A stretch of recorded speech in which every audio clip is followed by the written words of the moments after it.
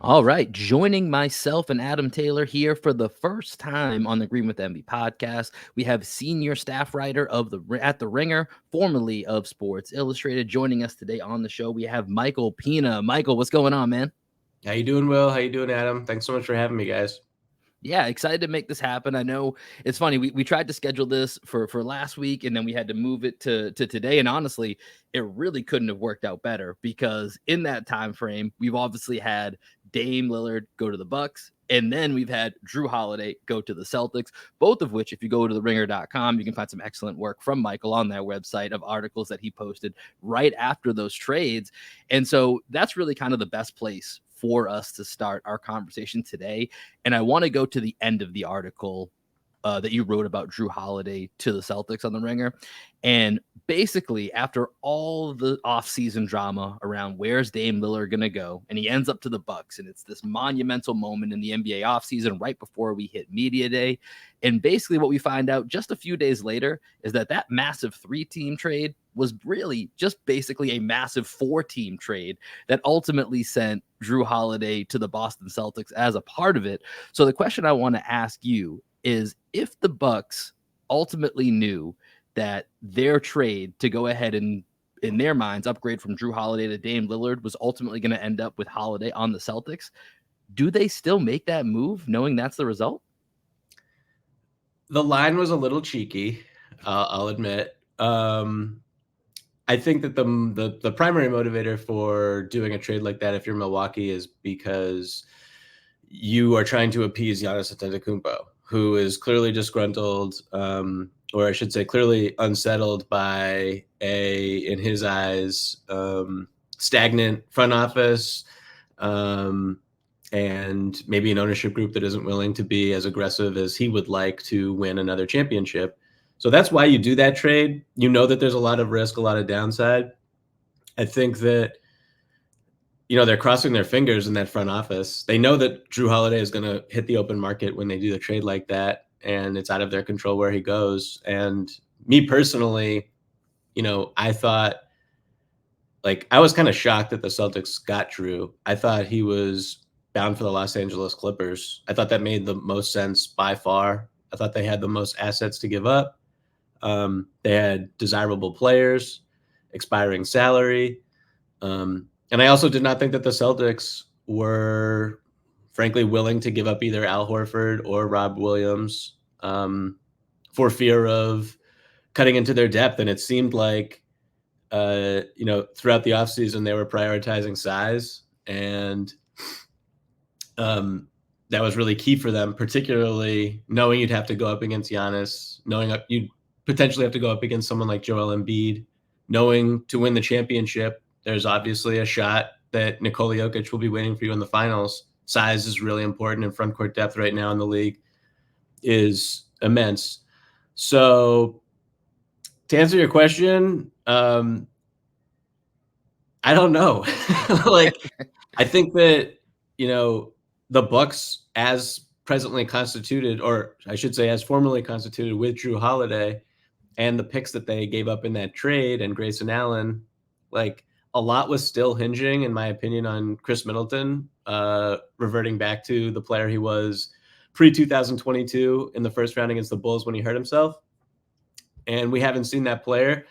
And I think that even though they re-signed him, he's one of the bigger X factors in the entire league. So it might not matter, frankly, that you traded for Damian Lillard in a playoff series if Chris Middleton is not adequate defending on the perimeter, if he's not as potent from the mid-range, if he's not just that offensive assassin that he was when they won the NBA championship. So I think, like, I'm rambling, but I'd be really petrified, honestly, if I was the Bucks, of the fact that they got Jrue Holiday, and upgraded essentially this offseason. Boston upgraded at point guard, or whatever position you thought Marcus Smart was, versus Derek White versus Jrue Holiday.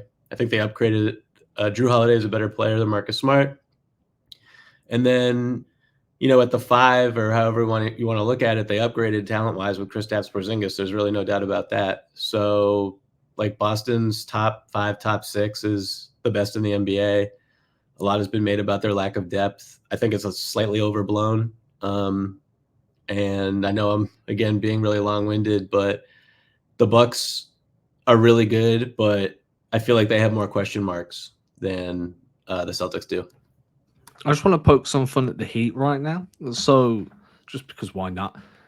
There was a report came out after, I think it was after your article came out, where I think it was Woj said that Miami had actually offered a substantial package for Jrue as well, and then Cronin decided just to trade Jrue to Boston anyway. Would you view that as like a big fu from Portland to Miami for how the entire summer kind of played out? I would like to know what the package was exactly. Clearly, Joe Cronin did not appreciate how Damian Lillard and Damian Lillard's agent tried to ruin his trade value in the marketplace by eliminating all potential suitors. And that's his right to be upset about something like that. And I think that the haul that Portland got from this, and what was really kind of ingenious in getting someone like Holiday and then being able to flip him for assets, and then it's kind of just like a snowball going down a mountain. Like I presume that they will flip Malcolm Brogdon to a team like the Clippers, and the Clippers are probably looking at it like, okay, we would have had to give up 2 firsts for Jrue.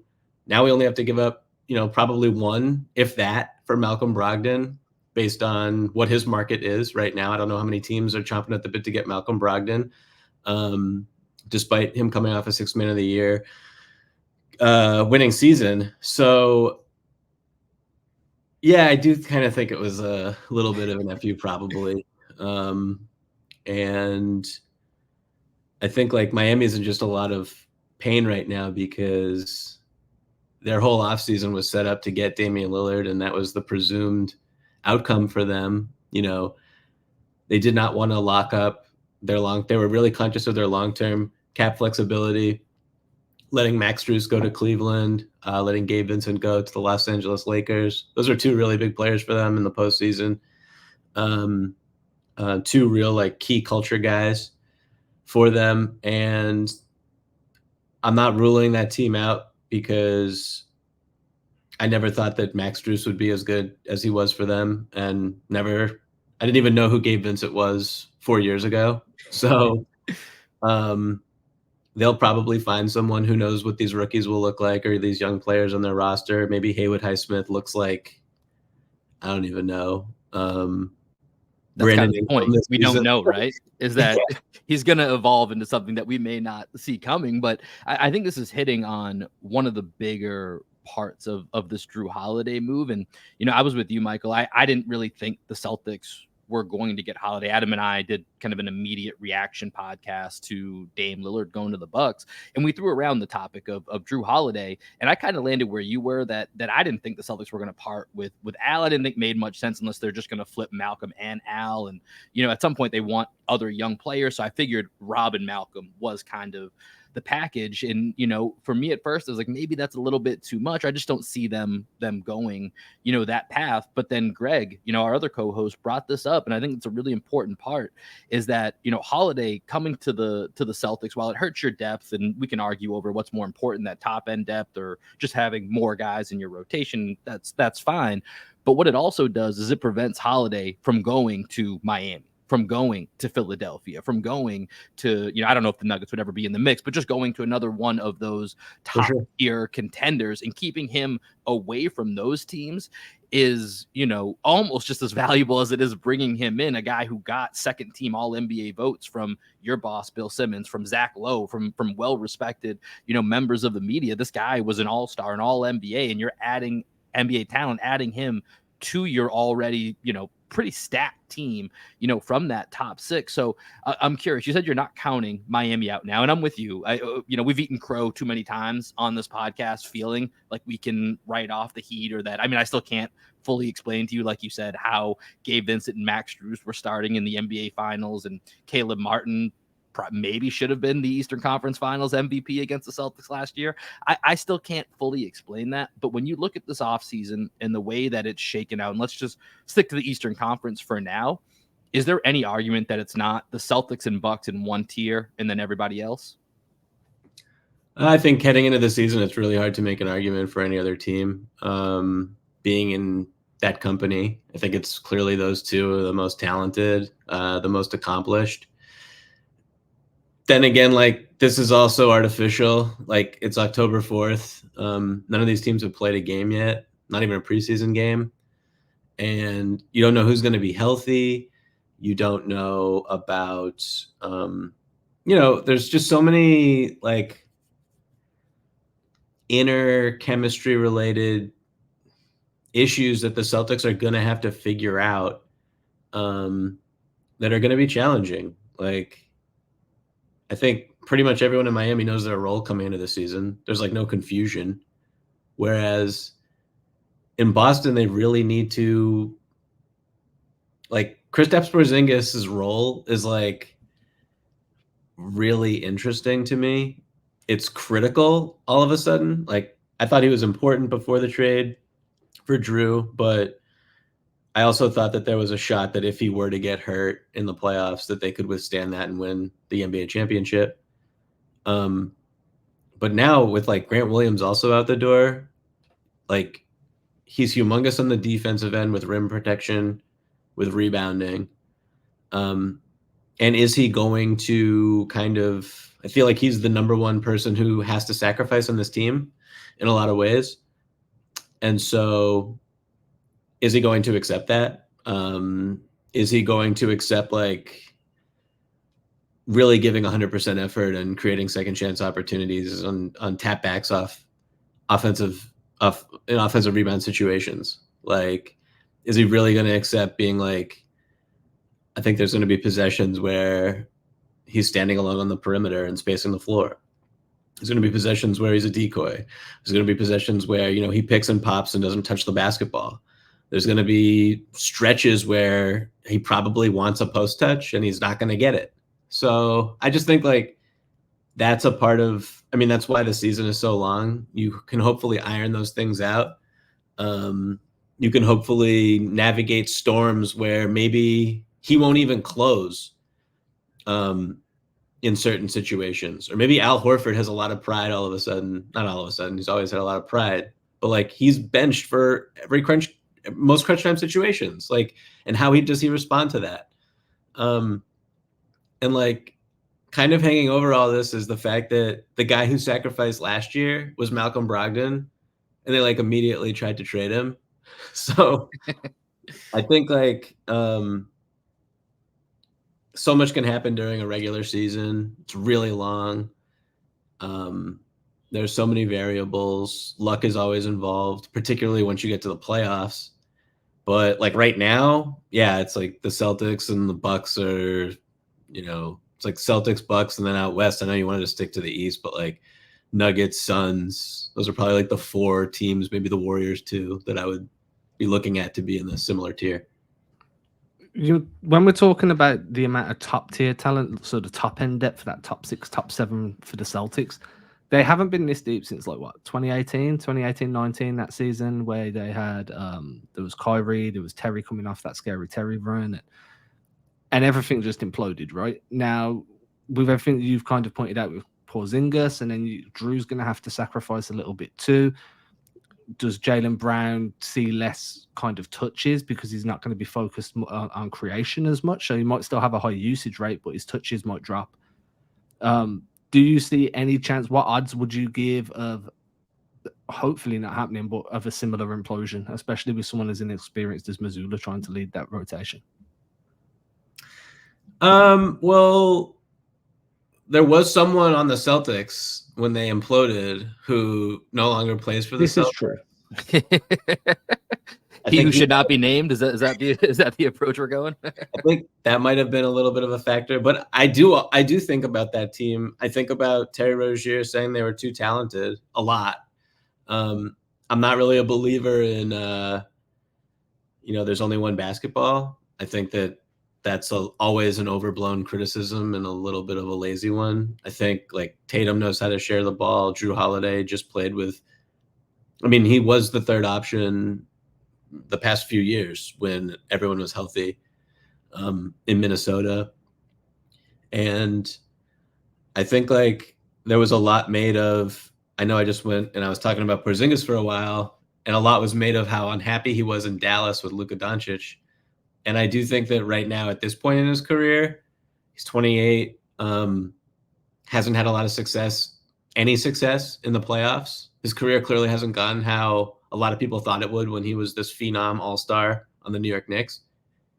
And I think like a lot of the physical ailments that he's had and the on-court issues that he's had, like that's humbling. So I would think and hope that, especially as someone who just got paid with his extension, that he'd be willing to sacrifice and be fine with it.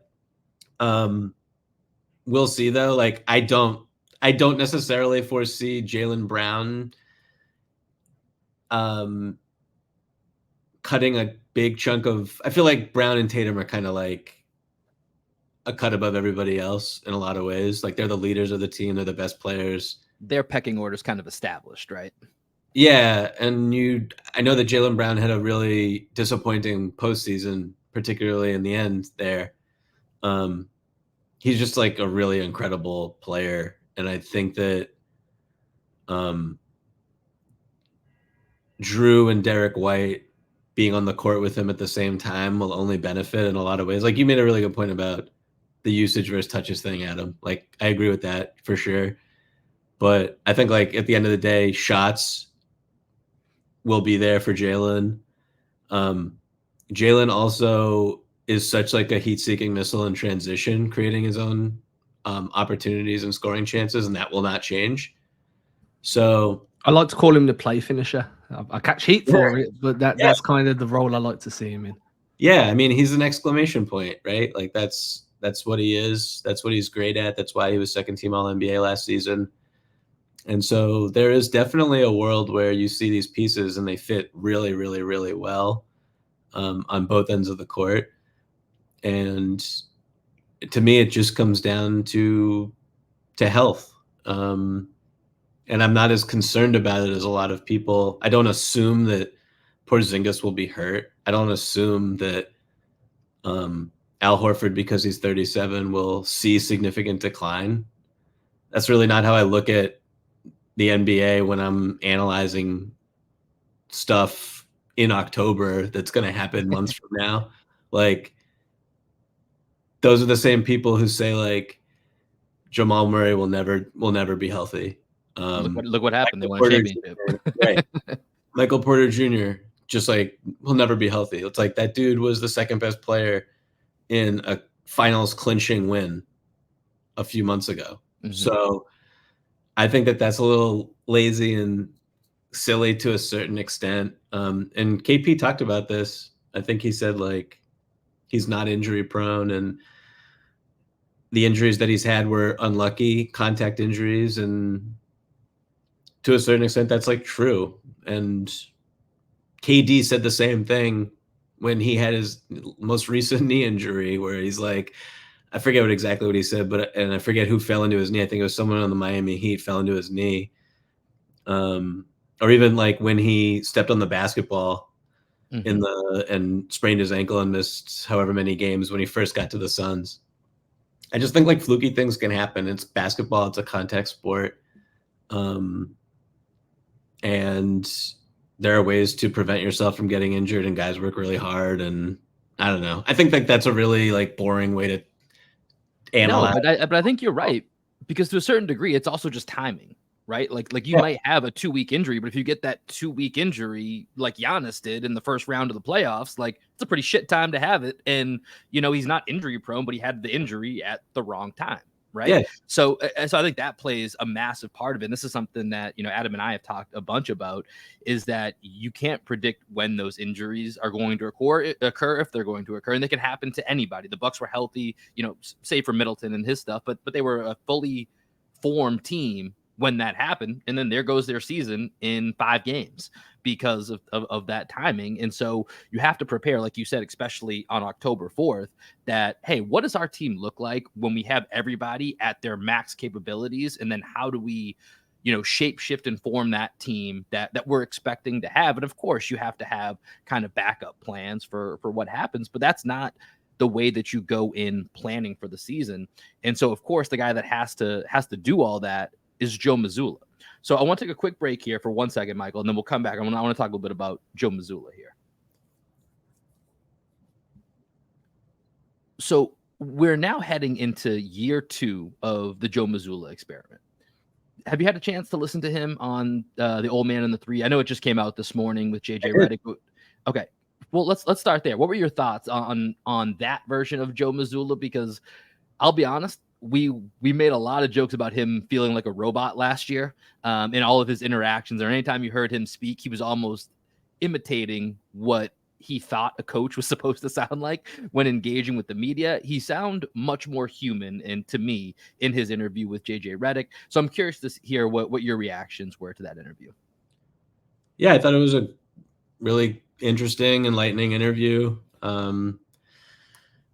Just speaking about, the basketball talk was fascinating to me. Obviously, that interview happened before Jrue was traded, but after Dame was traded to the Bucks. It would have been even more interesting if Jrue was in Boston when they talked. But I just love him talking about everything he learned. Like, he's a little younger than I am, and what he did last season is like one of the most unfathomable things to me. Like, just being thrust into the situation that he was in, having absolutely no head coach experience at the NBA level, having a super thin bench, and to a certain extent making it up on the fly. And like, he talked about, his personality quirks that were held against him, like his stubbornness. I thought that was really interesting. I thought that when he talked about the need to have curveballs in the playoffs, which he mentioned like several times, that was really, that's true. And there are really a lot of interesting ways that they can have, the proverbial curveball with this team and this roster, and defensively and offensively. And also, one of the things that, just like statistically, one thing he pointed out that has been something that I've really been thinking about after the Jrue trade in terms of low-key beneficial is this team just doesn't create a lot of turnovers, and they have no source for that. And like, Jrue Holiday is just like, the biggest play of his career is him like ripping Devin Booker, going the other way, throwing a lob to Giannis. Like, he makes things happen at great times. Against the Celtics, the block, the throw off Marcus Smart at the end of Game 5. Like, he just makes immense plays. It's not like the Celtics haven't had a lot of really great players who do stuff like that. One just left the team in Marcus Smart, for sure.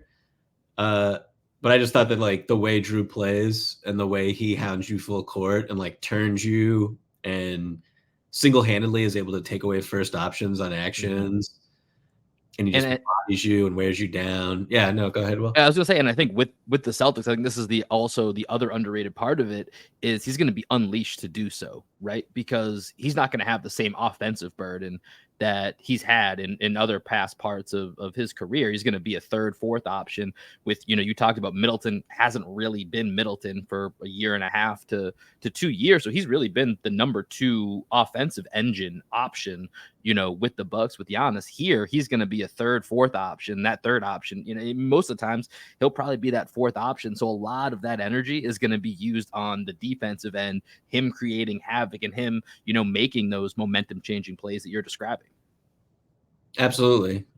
So him, Derek White, like those two together in a backcourt is just like, it's really scary to think about for opponents. And then when you hear things like, you hear Jason and Jalen talk about the impact that they want to have on the defensive end this season, I think that I mean, the expectation right now should be for this team to be like top 5 in offense, top 5 in defense, 1 or 2 or 3 in net rating. Like the balance should be there. And I know this is a little random, but like one thing I hear a lot about is like, the Celtics don't have the same amount of big bodies with Grant going and Rob going.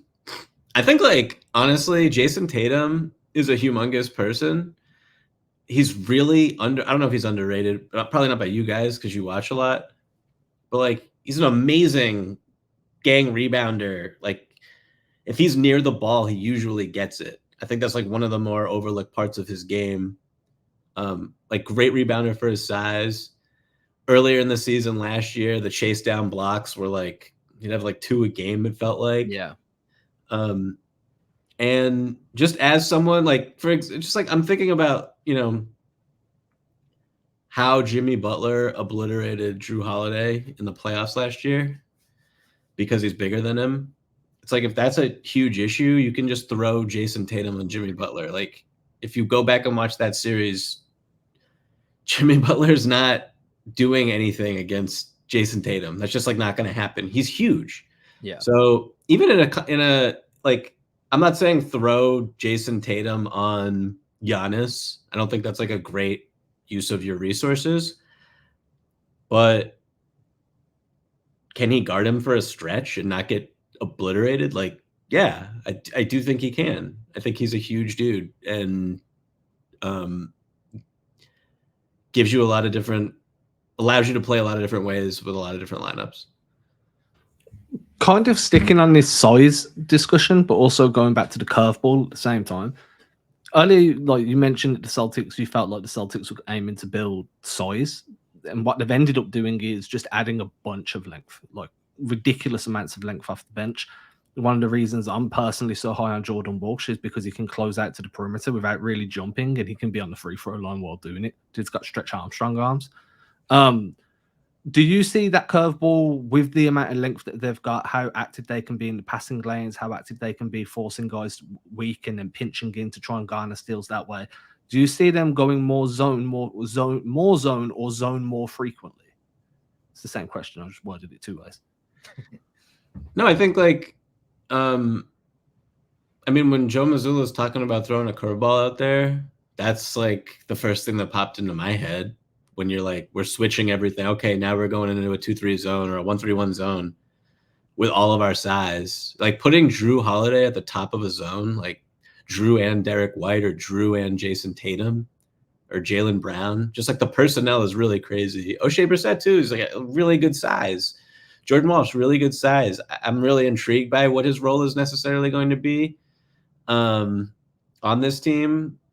But like Banton too. Banton's huge. I don't really know what his role is going to be if he has one, but I think he gets a little bit overlooked in the fray and had some moments that were really intriguing with the Raptors the last couple of years. So I think that that's a really good point. I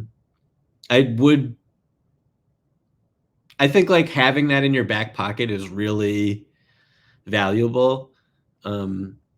Practice time in the NBA is so infrequent and it's really difficult to develop things. It's why the Miami Heat, why Eric Spoelstra is so great. Like, I don't really know how he does that.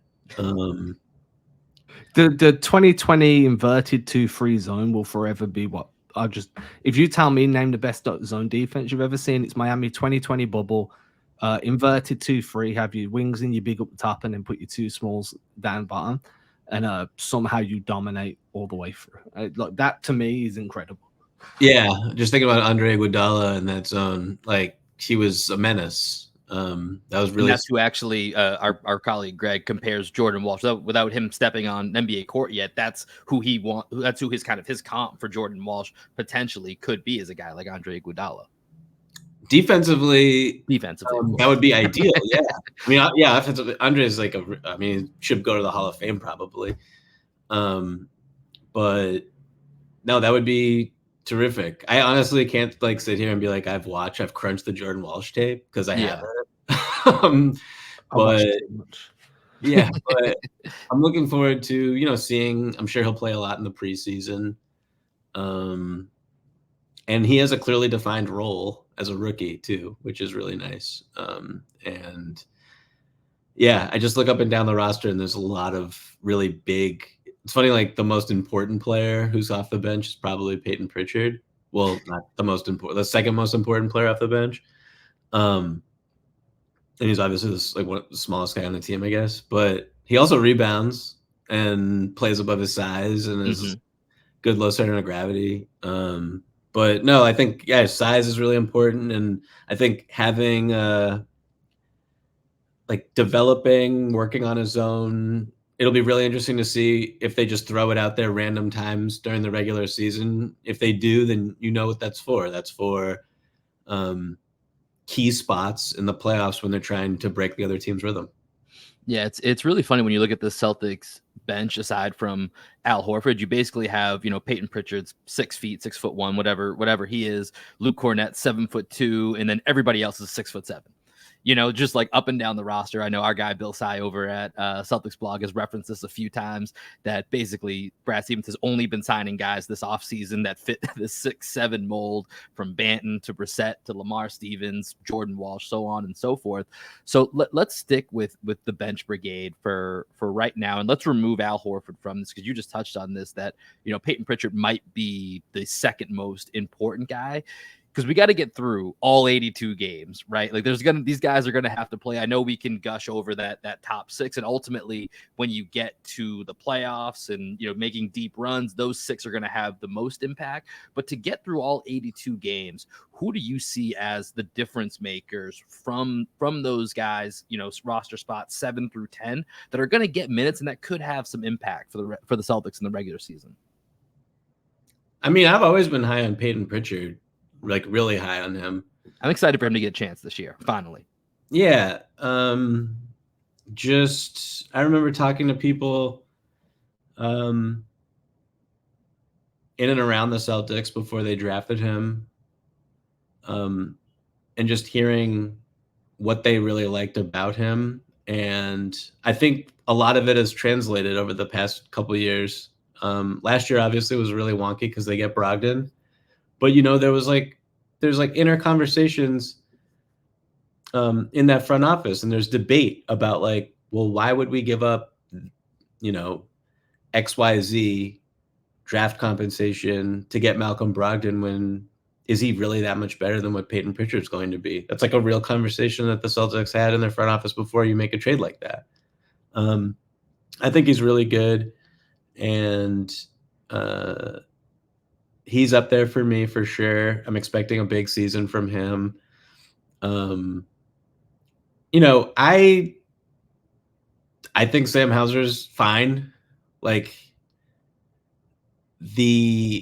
Michael Malone said something last year about how the Denver Nuggets have no specialists. That's like a thing that they don't want to have on their team. And Sam Hauser's a little bit of a specialist, I would say. But what he specializes in is extremely valuable. It fits pretty much anywhere. And I feel like it can be really complementary, again, with the key players on this team. And the fact that you have, White, Holiday, Jalen, Tatum, KP, like those 5 guys, less so Derek White, but when you staggering the 4 who are really great offenses unto themselves, or like capable shot creators, whatever, however, they're just really good players. And so the lineup combinations that you have when you're staggering and who you're putting, how you're mixing and matching those 4 guys with players on the bench, it's like there will always be, or there can always be 1 or 2 or 3 or 4 of those guys. And that sort of lifts your floor and it makes everyone else better. So that's why I'm not really that concerned about the bench. I also think that, them adding someone, particularly in the front court, I know they just brought in Wenyan Gabriel on was that like a training camp deal? It's not like guaranteed, I don't think. I believe that's right. Yeah, they announced it yesterday, and the wording made it sound guaranteed, but the reports said Exhibit 10, if I remember correctly. Mm-hmm. Yeah, so I believe that they still have a roster spot, if I'm not mistaken. I would assume that, I would assume that they sign a big, and there's like a lot of. I'm not saying like get Noah Vonleh in here, but like, Please no. but there's like, honestly, like there's off the top of my head, someone like Bismack Biyombo played in the playoffs. That's the name I was going to throw out at you too, is Bismack Biyombo. Yeah, just someone who's, I don't think he's on an NBA roster right now. Someone who can soak up minutes, totally knows his role, great locker room presence. Just like, it's not, I don't think that the depth thing is that big of an issue at this point. And yeah, I also think that like Luke Cornett is like super underrated, and when you really focus in on like what he does well, it's kind of like what he's out there to do. So I don't really understand why he gets killed. I know he looks really goofy and he's like, got the eclipse and all that, but like good rim protector, has good hands, efficient, can come up a little bit on a drop. Like, I don't know what you're asking of Luke Cornett, but like he's someone who can give you 15 minutes in the regular season and you're not going to die. So definition of an 82 game player, right? Yeah, exactly.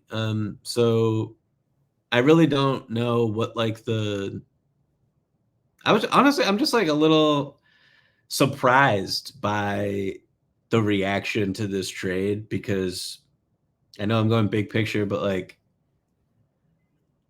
to me, it's just like they're clearly the favorite.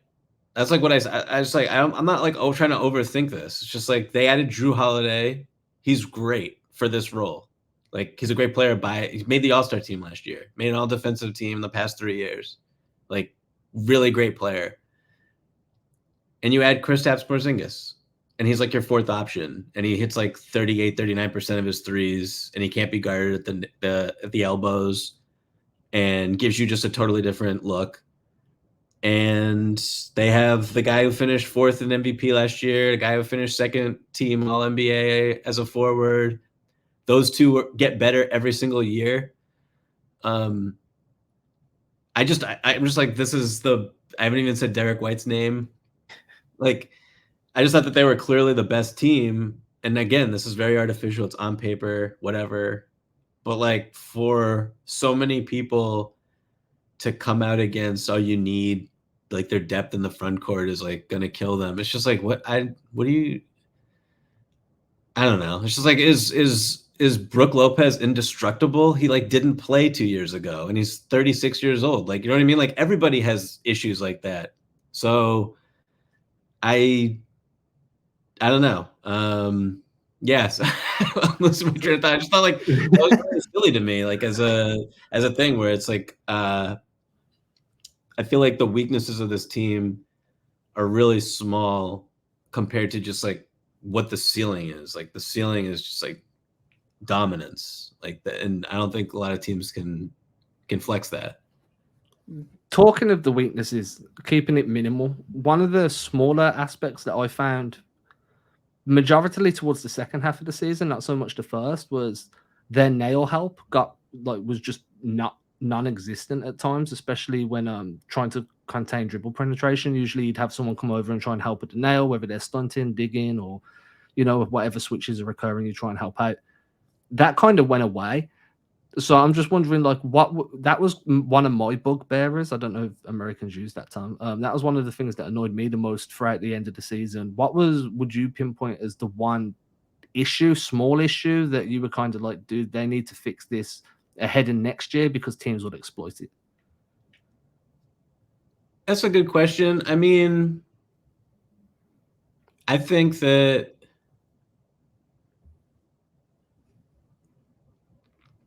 you could go to pace and crunch time offense. That's one thing. I feel like Mazzulla talked a lot about some of these things, in that interview that we referenced earlier, like different areas that needed to. I mean, you already referenced the the curveball that he talked about a couple times, and then of course, the biggest bugaboo was, oh hey, you're the coach that doesn't call timeouts, right? And so he actually kind of goes into explaining that, but then like you said, talking about creating turnovers a little bit more, just another variable to throw out there. Yeah, I'm trying to think like.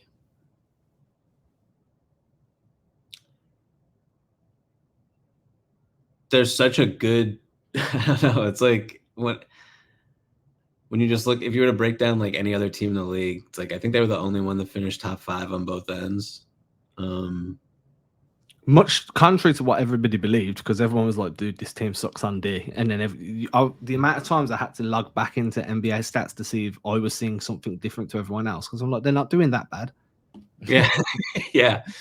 I don't know. It's like it's one of those things where you get. I mean, I would have loved for them to play Grant Williams more. That was a thing. Michael, it's like you belong on the show with us. That was one of our main talking points last year, was where's the Grant, especially by the time we got to the playoffs, is where were the Grant Williams minutes? Yeah, and that's one person who is really funny to me, how the Celtics were, really trying to avoid the second apron before the Jrue Holiday trade, right? And that's one of the reasons why Grant leaves. And I understand the long-term money, and he wouldn't have been on the team for the entirety of his contract, even if they re-signed him. But like, I think he'll be missed. He's just like a really good player. It's no coincidence that Jason Kidd is like, I have 3 starters, and then I don't know what else is going to happen with my rotation. And Grant Williams is one of those players that doesn't like shock me at all. He's a natural fit next to superstars and totally understands that.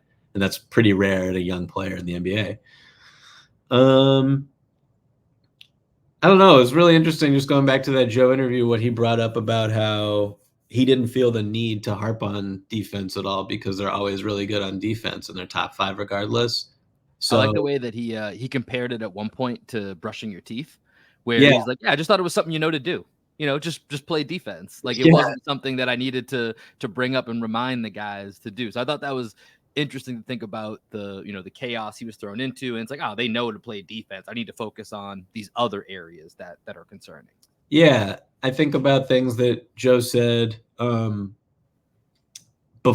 like I guess coming into the season off the finals loss, when he's like, I spent the whole offseason studying our offense and trying to figure out ways for our offense to become unglued in tight situations and become less predictable.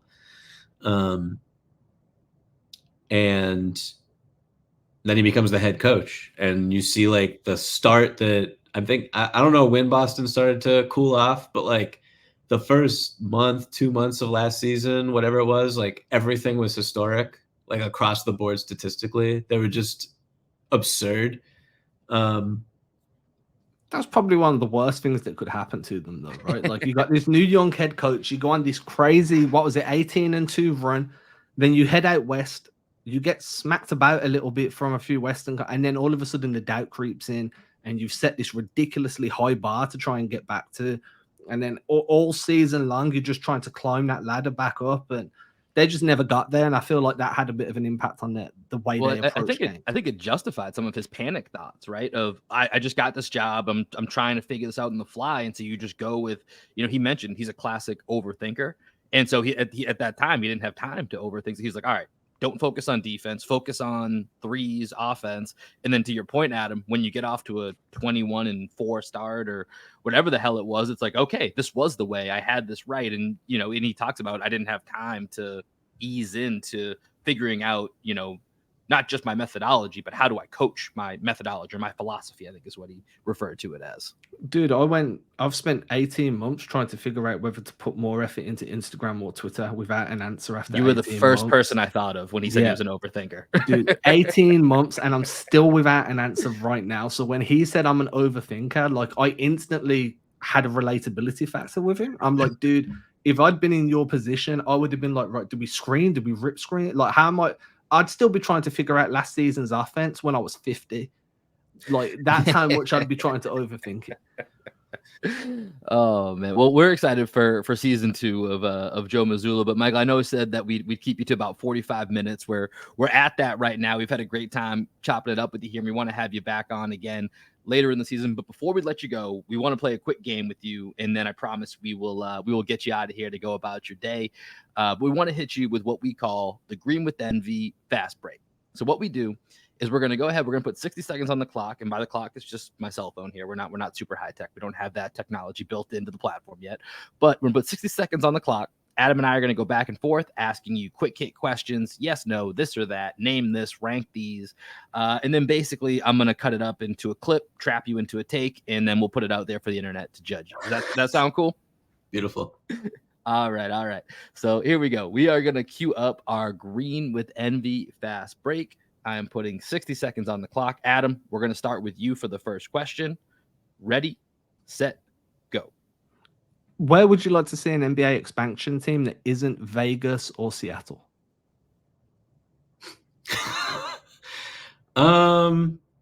Louisville. If it's not Boston or Milwaukee in the NBA Finals, who wins the East? Miami. James Harden's next team is Clippers.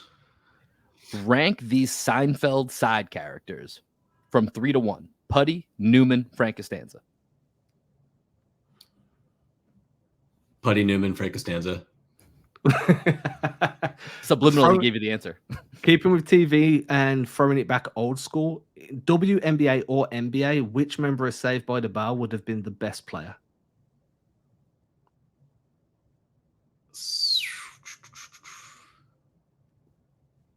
Definitely one that I thought would stump you.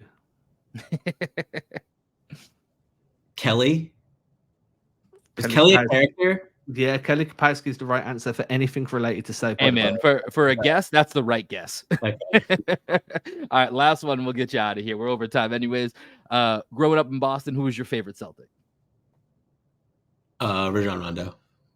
Boom. That is a great answer. Great I'll answer. throw for one more in Rajon there. Rondo. Next time I'm in Boston, give me one place I need to visit. Fenway Park, baby. There it is. That's a Awesome. good one. We'll There's teach a Adam one. about some baseball. We'll get him a Fenway Frank. I think that's a great answer. Michael Pina, ringer.com. Anything you got coming out this week? We're going to run this right after. This is going to run today as we're talking. So anything you got to promote right now? I don't think so. No. We've got some NBA preview, season preview stuff that should be dropping next week, I believe, on the ringer.com. So check that out and be doing a bunch of stuff once the season begins. So thank you guys so much for having me. This was a blast. Hey, man, appreciate you being on here.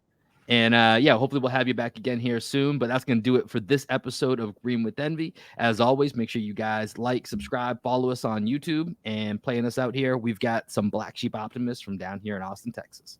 Peace, y'all.